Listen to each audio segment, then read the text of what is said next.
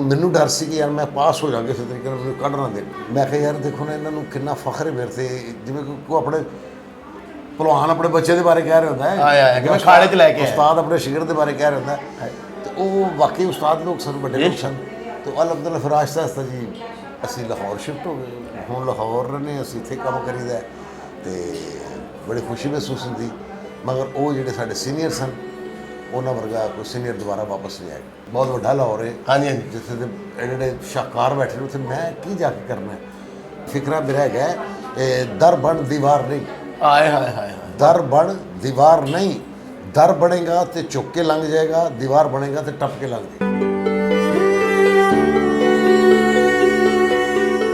ਇੱਕ ਬੱਚਾ ਕੌੜੀ ਦਵਾਈ ਨਹੀਂ ਖਾਂਦਾ ਤੇ ਤੁਸੀਂ ਹਲਕੇ ਜੀ ਚੀਨੀ ਲਾ ਕੇ ਉਹਨੂੰ ਖਵਾ ਦਿਓ, ਖਾ ਲਏਗਾ। ਆਏ ਹਾਏ ਹਾਏ ਵਾਹ। ਉਹੀ ਗੱਲ ਤੁਸੀਂ ਜ਼ਰਾ ਮੁਹੱਬਤ ਨਾਲ ਸਮਝਾਓ, ਸ਼ਾਇਦ ਤੋਂ ਮੁਹੱਬਤ ਨਾਲ ਜ਼ਿਆਦਾ ਅੱਛੇ ਤਰੀਕੇ ਨਾਲ ਸਮਝੇ। ਉਹ ਤੁਸੀਂ ਤਲਖ ਤਰੀਕੇ ਨਾਲ ਸਮਝਾਓਗੇ ਤਾਂ ਜੋ ਕੁਛ ਆਉਂਦਾ ਉਹ ਵੀ ਚਲਾ ਜਾਏਗਾ। ਠੀਕ ਹੈ, ਮੇਰਾ ਨਹੀਂ ਹੈ ਕਿ ਕਿਸੇ ਦੀ ਨਾਲੇ ਇਹਦੇ ਵਿੱਚ ਆਉਣ ਵਾਲੇ ਵਕਤ ਔਰ ਆਉਣ ਵਾਲੇ ਦਿਨ ਦਾ ਨਹੀਂ ਪਤਾ। ਉਹ ਜੂ ਮੈਂ ਵੱਧ ਰਿਹਾ ਸੀ ਅੱਗੇ ਅਤੇ ਮੈਨੂੰ ਉਹ ਲੋਕ ਨਜ਼ਰ ਆਉਣੇ ਸ਼ੁਰੂ ਹੋਏ ਨੇ। ਅਤੇ ਉਹਨਾਂ ਵਿੱਚ ਇਹ ਫਰਮਾਨ ਵੀ ਹੈ ਰਸੂਲੁੱਲਾਹ ਸਰਕਾਰ ਦਾ ਕਿ ਤੁਸੀਂ ਕਿਸੇ ਨੂੰ ਅਜ਼ਮਾਉਣਾ ਜਾਂ ਪੁੱਛਣਾ ਜਾਂ ਦੇਖਣਾ ਹੈ ਕਿ ਕਿਸ ਤਰ੍ਹਾਂ ਦਾ ਇਨਸਾਨ ਹੈ, ਤਾਂ ਉਹਦੇ ਨਾਲ ਸਫ਼ਰ ਕਰਕੇ ਵੇਖ ਲਓ, ਉਹਦੇ ਨਾਲ ਖਾਣਾ ਖਾ ਕੇ ਵੇਖ ਲਓ।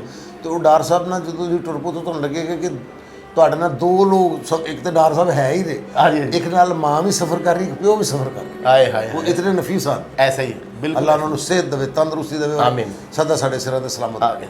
ਹਾਏ ਹਾਏ। ਜਿਹਦੀ ਤੁਸੀਂ ਬੇਇੱਜ਼ਤੀ ਕਰ ਰਹੇ ਹੋ, ਜਿਹਦੀ ਤੁਸੀਂ ਇਨਸਲਟ ਕਰ ਰਹੇ ਹੋ, ਉਹ ਕੱਲ੍ਹ ਤੁਹਾਡੇ ਸਾਹਮਣੇ ਕੀ ਬਣ ਕੇ ਖਲੋਤਾ ਹੋਵੇ, ਸੁਪਰਸਟਾਰ ਬਣ ਕੇ ਖਲੋਤਾ ਹੋਵੇ। ਠੀਕ ਹੈ ਜੀ, ਇਸ ਖੌਫ ਤੋਂ ਨਾ ਕਰੋ ਕਿ ਕੱਲ੍ਹ ਸੁਪਰਸਟਾਰ ਬਣ ਜਾਏਗਾ। ਇਸ ਖੌਫ ਤੋਂ ਕਰੋ ਕਿ ਇਹ ਅੱਲਾਹ ਦਾ ਇਨਸਾਨ ਹੈ, ਅੱਲਾਹ ਦਾ ਬੰਦਾ ਹੈਗਾ। ਇਹ ਫਰਜ਼ ਹੈਗਾ ਕਿ ਯਾਰ ਅਸੀਂ ਇੱਕ ਦੂਜੇ ਦੀ ਰਿਸਪੈਕਟ ਕਰਨੀ, ਉਹਦੀ ਵੀ ਕਰਨੀ। ਜਿਹੜਾ ਇੱਥੇ ਮੈਂ ਕਹਿੰਦਾ ਜੂਨੀਅਰ ਲਫ਼ਜ਼ ਮਤਲਬ ਇਹ ਵੀ ਭਾਈ ਨੇ ਯਾਰ, ਉਹ ਵੀ ਸਟਰਗਲ ਚਾਹੀਦੇ। ਕਦੀ ਮੈਂ ਉੱਥੇ ਖਲੋਤਾ ਨਾ ਜਿੱਥੇ ਉਹ ਖਲੋਤੇ। ਬਿਲਕੁਲ ਸਹੀ।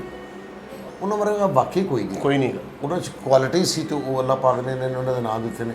ਅਮਾਨੁੱਲਾ ਖਾਨ ਇੱਕ ਹੀ ਹੋਇਆ, ਇੱਕੋ ਹੀ ਹੋਏ ਨੇ ਬੇਸ਼ੱਕ। ਮਸਤਾਨਾ ਸਾਹਿਬ ਇੱਕ ਹੋਏ ਨੇ, ਤਾਰਜ ਸਾਹਿਬ ਇੱਕ ਹੋਏ ਨੇ, ਸ਼ੌਕੀ ਖਾਨ ਸਾਹਿਬ ਇੱਕ ਹੋਏ ਨੇ, ਆਵਦ ਖਾਨ ਸਾਹਿਬ ਇੱਕ ਹੋਏ ਨੇ। ਉਹ ਜਿੰਨੇ ਵੀ ਸੀਨੀਅਰਸ ਦਾ ਤੁਸੀਂ ਨਾਂ ਲਓਗੇ ਨਾ, ਉਹ ਅਲੱਗ ਉਸਤਾਦ ਔਰ ਅਲੱਗ ਰੰਗ।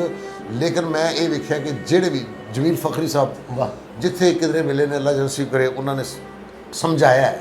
ਮਤਲਬ ਉਹਨਾਂ ਨੇ ਕੁਛ ਨਾ ਕੁਛ ਆਪਣੇ ਜੂਨੀਅਰ ਉਹ ਇੱਧਰ ਕੀ ਕਰਨਾ ਪਿਆ ਪੁੱਛਿਆ, ਜਿਵੇਂ ਕੋਈ ਵੱਡਾ ਪੁੱਛ ਜਾਂਦਾ, ਉਹ ਪੁੱਤਰ ਐ ਨਾ ਕਰ, ਇੰਝ ਕਰ ਯਾਰ, ਘਰ ਬਣਾ, ਇੰਝ ਹੁੰਦਾ ਇੰਝ ਹੁੰਦਾ ਵੀ ਕੁਛ ਨਾ ਕੁਛ ਉਹਨਾਂ ਨੇ ਆਪਣੇ ਜੂਨੀਅਰ ਨੂੰ ਸਮਝਾਇਆ ਹੈ। ਔਰ ਉਹਨਾਂ ਦੇ ਸਮਝਾਉਣ ਦੇ ਵਿੱਚ ਇਹ ਹੁੰਦਾ ਸੀ ਕਿ ਵਾਕਈ ਯਾਰ ਇਹ ਸਾਡੇ ਵੱਡੇ ਨੇ, ਬਜ਼ੁਰਗ ਨੇ, ਜੋ ਸਮਝਾ ਰਹੇ ਨਾ, ਇਹ ਸਾਨੂੰ ਇੱਥੇ ਅਮਲ ਕਰਨਾ ਚਾਹੀਦਾ। ਅਲਹਮਦੁਲਿਲਾ ਉਹਨਾਂ ਨੂੰ ਵੇਖਦੇ ਰਹੇ ਔਰ ਅਮਲ ਵੀ ਕੀਤਾ ਅਤੇ ਉਸ ਅਮਲ ਦਾ ਫਾਇਦਾ ਹੋਇਆ, ਕੋਈ ਨੁਕਸਾਨ। ਸ਼ੌਕੀ ਖਾਨ ਸਾਹਿਬ ਸਨ, ਵਾਹ। ਉਹਨਾਂ 'ਚ ਮੁਨੱਵਰ ਖਾਨ ਸਾਹਿਬ ਸਨ ਜੀ, ਉਹਨਾਂ ਵਿੱਚ ਅਦਾਕਾਰ ਮਜ਼ਹਰ ਸ਼ਾਹ ਸਾਹਿਬ ਸਨ। ਕੀ ਬਾਤ। ਜ਼ਮਰੁਦ ਖਾਨ ਸਾਹਿਬਾ ਬਿਲਕੁਲ ਉਦੋਂ ਯੰਗ, ਅੱਲਾ ਉਹਨਾਂ ਨੂੰ ਜੈਸੇ ਕਰੇ। ਆਮੀਨ। ਠੀਕ ਹੈ ਜੀ।